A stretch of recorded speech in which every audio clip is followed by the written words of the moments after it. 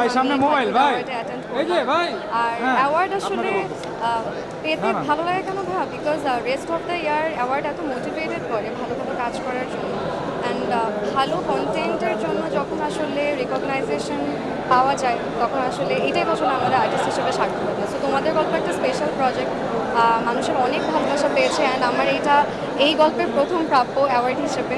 So এই তো। পারিবারিক এটা প্রমাণ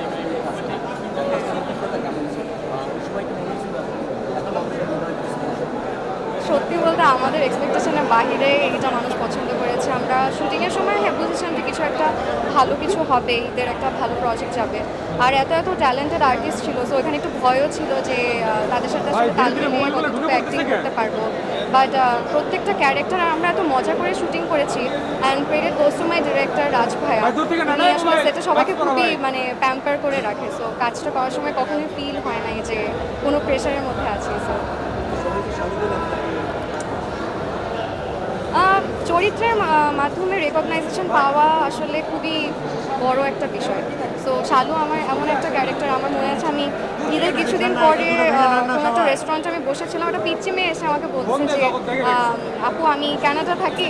তখন ওনার মা এসে বলে যে ও শালু শালু করে আমাকে ডাকছিল। সো ওর মা আবার পরে আমাকে বলতেছে যে আমার মেয়ে সারাদিন এই নাটকটা দেখে and everyone cried after watching this.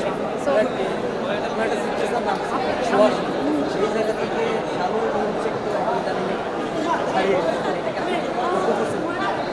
হ্যাঁ বলা যায়।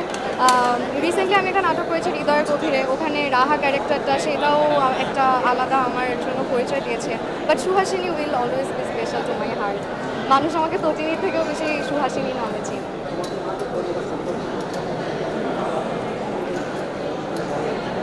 আগ্রহ বলতে আসলে আমাদের দেশে পারিবারিক ড্রামা খুব কম হয়, কিন্তু আমরা আসলে দেখতে চাই পারিবারিক ড্রামা। অ্যাজ অ্যান অডিয়েন্স আমিও চাই পারিবারিক ড্রামা দেখতে। আর আমরা মনে হয় অনেক বেশি কানেক্ট করতে পারি পারিবারিক গল্পের সাথে। এই কারণেই আসলে এই গল্পগুলো আমাকে খুব টানেছে পার্সোনালি, এই কারণে আমারও কথা।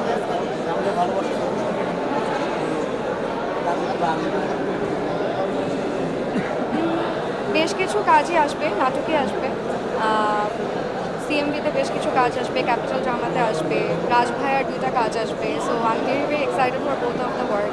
একটা খুবই ক্রিটিক টাইপের একটু গল্পভিত্তিক কাজ, আর একটা খুবই ফান কন্টেন্ট। সো দেখে let's hope for the best. দোয়া করুন। দেখা যাচ্ছে বাইরে ফ্যামিলি গল্প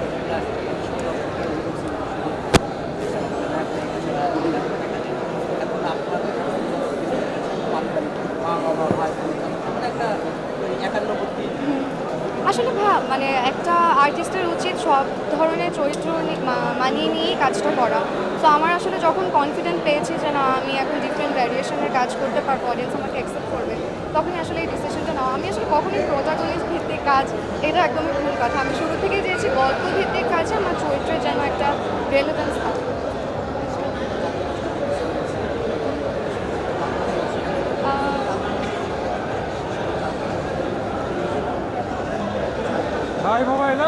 সিনেমা করব সময় যখন হবে, সঠিক অপরচুনিটি যখন পাবো, সঠিক চরিত্র যখন পাবো, অবশ্যই সিনেমা করবো।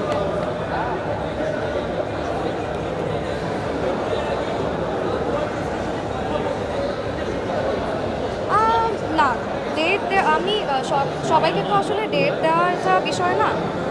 আমার গল্পটা কতটুকু রেলেভেন্স পায়, আমাকে যে গল্পটা অ্যাপ্রোচ করলো সেই গল্পটা আসলে আমি করবো কি করবো না, এতটুকু আর্টিস্ট হিসেবে বাছবিচার করার স্বাধীনতা আমার মনে হয় প্রত্যেকটা আর্টিস্টেরই থাকা উচিত। আর কো আর্টিস্টের সাথে নট রিয়েলি, আমাদের যেটা হয় আসলে ডেটগুলো এমনভাবে ফিক্সড থাকে যে কিছুদিন দোকান ভাইয়ের সাথে কাজ করলাম, কিছুদিন তৌসিফ ভাইয়ের সাথে কাজ করলাম। সো আমরা জাস্ট রিকনফার্ম করে নেই যে তাদেরও ওই ডেটটা ফ্রি আছে কিনা। সো এটার জন্য বাট ভালো গল্প নিয়ে আসলে আমি কেন ডেট দেবো না, সবাই আমরা চাই ভালো কাজ করবো।